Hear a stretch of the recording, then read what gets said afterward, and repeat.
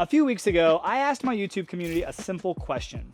What are you training for? And the two most common answers were no surprise. Performance or longevity. One group is chasing PRs, aesthetics, speed, and muscle, and the other is chasing vitality, energy, mobility, and a longer pain-free life. But here's the twist. I don't think either is actually telling the full story. In fact, I've come to realize that there's actually a third way to train, a smarter way, a way that aligns with real life, real stress, and real recovery. And I call it resiliency training. Let me explain. If you've ever walked into a CrossFit gym or trained like a high-level athlete, you know the drill. You know what performance training looks like. It's about peak output, moving heavy weights, sprinting hard, chasing progress, breaking PRs, and yeah, maybe a little ego in the mix there. You feel powerful. You're leveling up and the engine is roaring, but it can come with a cost. Your joints ache, your sleep suffers, your cortisol climbs, and you're always flirting with an injury. And if you're a parent like me with a full-time life outside of the gym, this kind of training can feel more draining than energizing. I do want to take a quick moment and say thank you to this video sponsor, Joy & Blokes.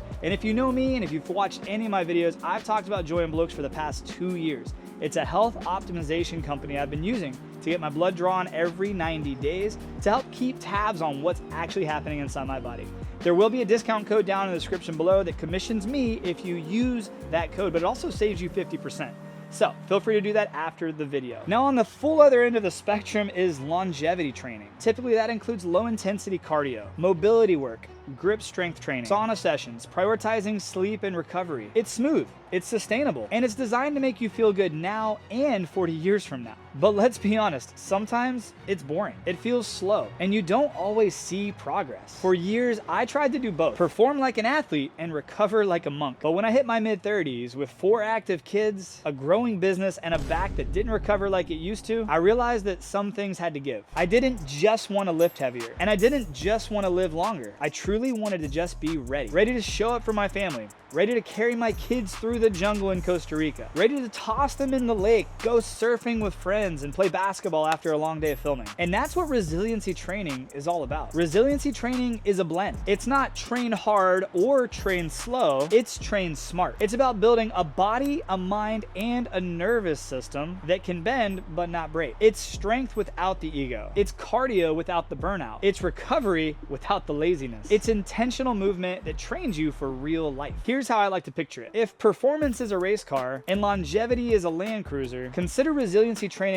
an all-terrain vehicle. It's ready for any adventure, any road, and any length of time. Let me break it down for you. These are the 6 things that I build into my daily life, and my kids watch me live this out daily. Number 1, it's daily movement. Move your body every single day. Walk, stretch, play, swim in the lake, and ground barefoot in the yard. We're built to move, not sit in a chair for 10 hours a day and then destroy ourselves for 1 hour in the gym, but constantly move. I truly aim for 8 to 10,000 steps a day, not because it's trendy, but because it's a good guidepost and movement is medicine. Pillar number 2 is zone 2 cardio. This is your engine building zone. You're not dripping sweat or gasping for air. You're teaching your heart and mitochondria to work efficiently. For me, this can look like rucking on the treadmill with a weighted vest, rowing, biking, or skiing at a steady pace, walking at an incline, or going for a light jog with my family where we can have a conversation as we're jogging. In a perfect week, I'll do this 3 times a week for about 45 minutes. I have an entire video on zone 2 training that you should definitely check out after this video, but a few things to know is zone 2 training can help burn fat, it can help with your metabolic health, and they say it even reduces all-cause mortality. To me, this isn't optional, it's foundational. Pillar number 3 is functional strength training. Be strong, but not at the cost of your spine or your sanity. Instead of chasing numbers and PRs, I typically like to chase real-world form.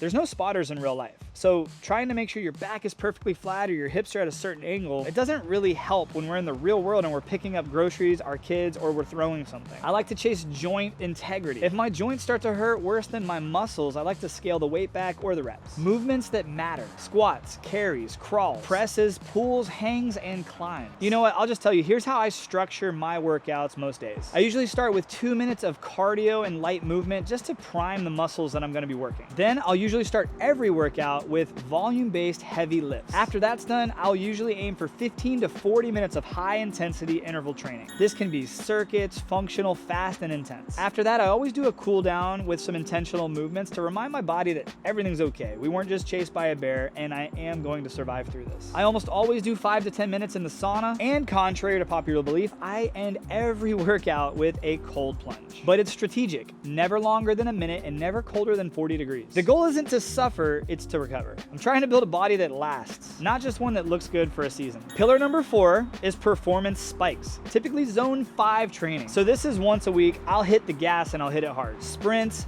bodyweight circuits, kettlebell complexes. This keeps my nervous system sharp and my explosiveness alive, because sometimes, yeah, you need to move fast, you need to react, and you need to be ready. And zone 5 training can keep that gear from getting rusty. It's also kind of fun because it's a test. Pillar number 5 is the recovery stack. And this is the secret sauce: 7 to 9 hours of good quality sleep. And I have 4 kids, so if I can do it, you can do it. Cold plunge to drop inflammation. Sauna to trigger heat shock proteins. Red light therapy to repair at a cellular level. Breath work to calm your nervous system. Hydration, minerals, stillness, and prayer. Remember, you don't get stronger from training, you get stronger from recovering. And I do this and I recover daily, not just once a week. And then pillar number 6, resilience metrics. If you're gonna track something, track what matters. HRV, which is how your body can handle stress. Grip strength, which is considered a top predictor for long-term health. VO2 max, which is your cardio engine. And blood work, inflammation, testosterone, and metabolic health. So as you know, I use Joy & Blokes to get my blood work done every 90 days. And a couple of things that I like about using Joy & Blokes is I'm able to track some of the differences, some of the things that are either optimized and some of the things that might be falling on the wayside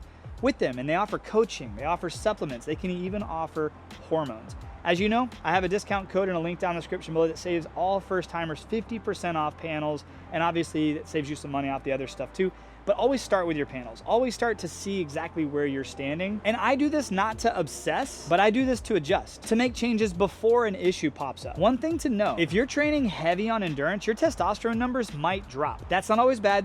Just want you to be aware, track it, and support your recovery. Okay, so resiliency training isn't really that sexy. I mean, it can be, but it's really not meant to be. It won't give you a 6-pack overnight. It won't blow you up on Instagram, but it will give you energy that lasts, a body that works, a mindset that's steady, and the freedom to live present and pain-free. You should wake up without pain, be able to play with your kids, as long as they want you to, sleep deeper and easier, recover faster, and stay in the game for the long haul. And that is what I'm after now. So let me ask you again, what are you training for? Performance?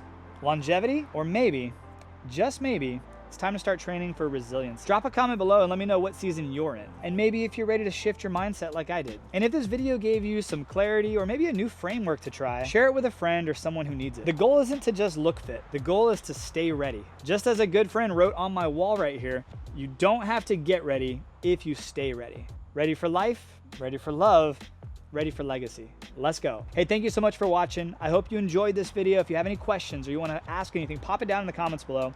Please like, subscribe, share all the fun YouTube stuff if you'd like to. If you want to get a little more deeper, follow me on Instagram, reach out to me and ask me any questions there.